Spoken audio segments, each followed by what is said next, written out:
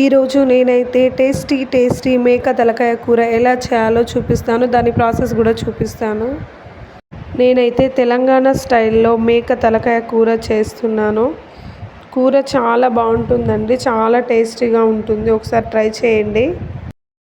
ముందుగా ఆనియన్స్, పచ్చిమిర్చిని కట్ చేసుకొని పెట్టుకోవాలి. తర్వాత స్టవ్ ఆన్ చేసి కుక్కర్ పెట్టుకోవాలి. అందులో ఆయిల్ వేసుకోవాలి. ఆయిల్ హీట్ అయిన తర్వాత ఆనియన్స్, పచ్చిమిర్చి వేసుకోవాలి.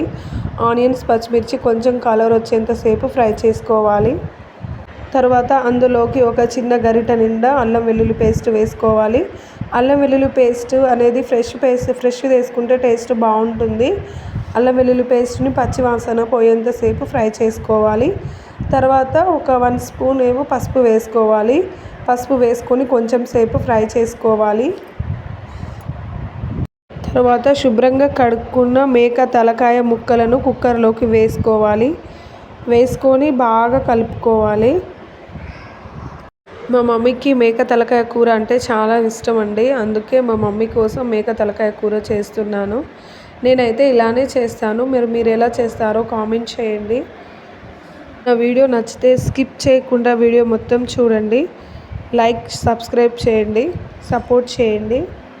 ఇప్పుడు తలకాయ కూర వేసుకొని బాగా కలుపుకున్నాం కదా, అందులో 3 స్పూన్స్ కారం వేసుకోవాలి. 2 స్పూన్స్ ఉప్పు వేసుకోవాలి. ఉప్పు వేసుకొని బాగా కలుపుకోవాలి. అంటే ఈ కారం, ఉప్పు అనేది ఆ ముక్కలకు బాగా పట్టేలాగా బాగా సేపు ఒక 2 మినిట్స్ వరకు కలుపుతూనే ఉండాలి.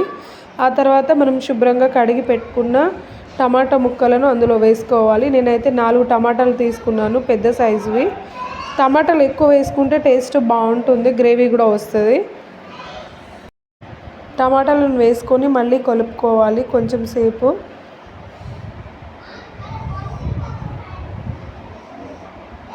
టూ స్పూన్స్ ధనియాల పొడి వేసుకోవాలి. 1 స్పూన్ గరం మసాలా వేసుకోవాలి. వేసుకొని బాగా కలుపుకోవాలి.